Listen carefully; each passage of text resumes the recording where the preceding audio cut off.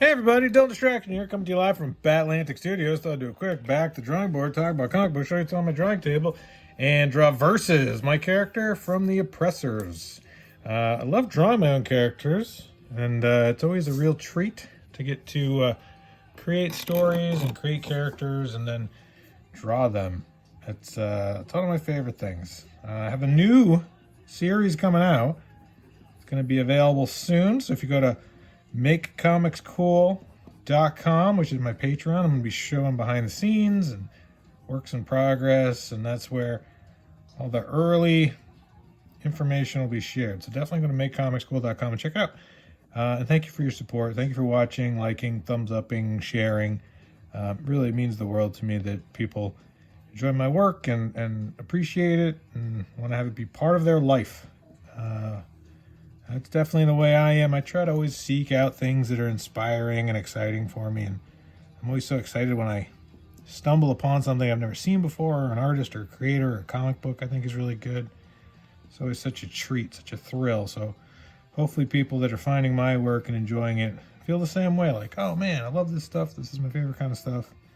Super psyched to be able to have this and share it with the world. So, Versus from my series, The Oppressors, which I've done quite a few issues of. The trade is available right now at batlanticstore.com. Black and white. It's like 96 pages, I think. It's quite a bit. Loved working on that series. And definitely have more stories to tell with those characters. And that team of ragtag villains. I was definitely inspired by Suicide Squad and Thunderbolts. I love both of those series, so I want to kind of make my own kind of bad good guy team.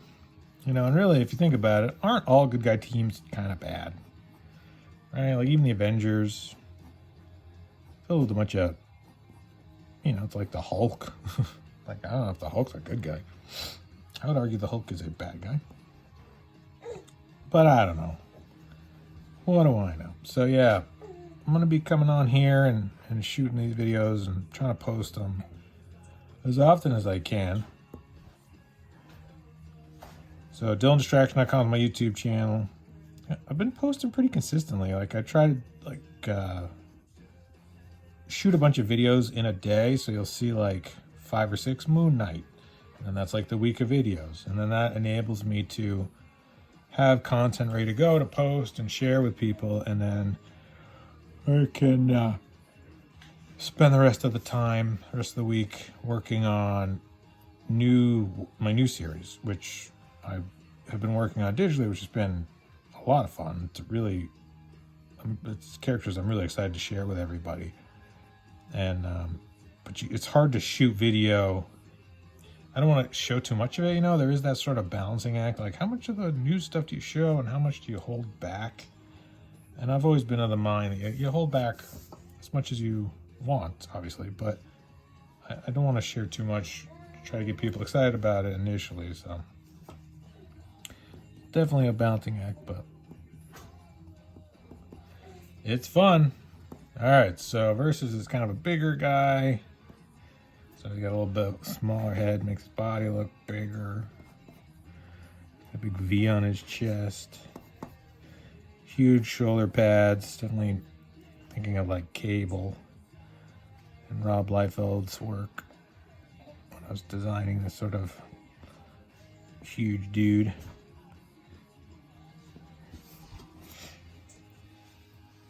So I hope everyone has or is having an awesome holiday. Wherever you are, whatever you're celebrating, I hope it's awesome, filled with joy and fun and happiness, and surrounding yourself with people that you like. Yeah, and I guess Hive is the new Twitter alternative. I guess people chose Hive, so I made an account. I don't know if I want to do more social media. I'm trying to do less social media, to be honest with you. I think I'd love it if I could just do YouTube and Instagram and then Patreon. Those are kind of the only ones I really want to do. YouTube's fun because it's video, and I'm on YouTube a lot, so I was like, well, if I'm on YouTube, I should post to YouTube.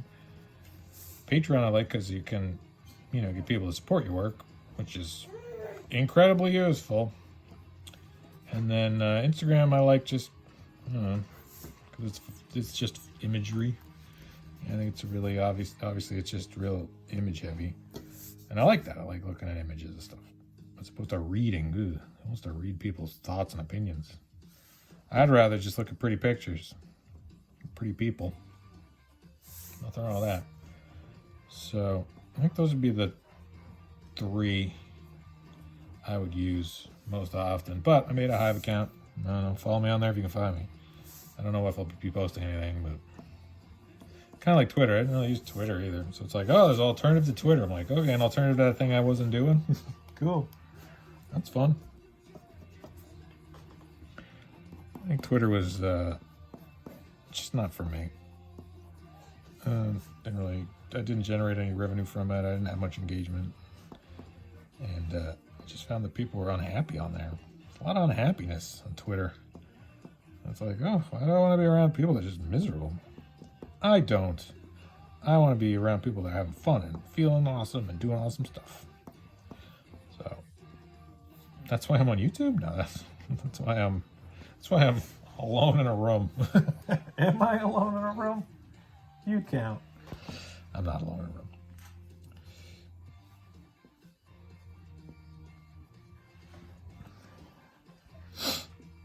So yeah, people often say that Rob Liefeld was the king of the pouch. Makes a lot of pouches on things.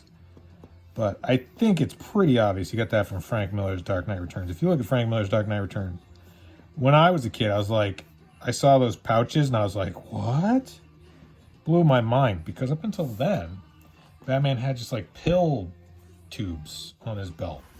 And that was what I grew up looking at, was pill tubes. And you're like, oh, you get these like weird tubes that contain things, I don't know how, but that was kind of the, Norm Brayfogle and Kelly Jones and, well, no, I guess Norm Brayfogle and Kelly Jones would have been after Dark Knight Returns.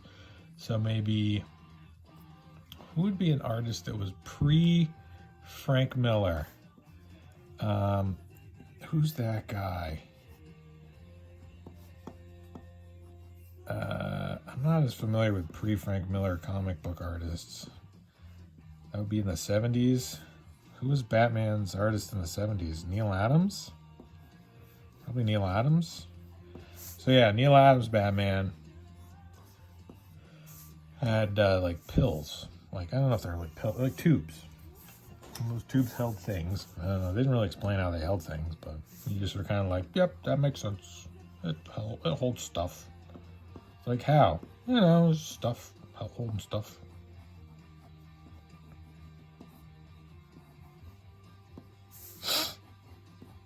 It's like, okay, suspend my disbelief.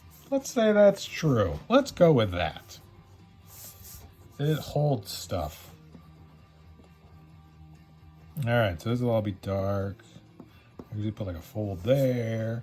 I'm going to draw a bunch of rocks down here. So I think that's ready for ink. So yeah, next video. This versus, I always forget to draw his batons. Batons.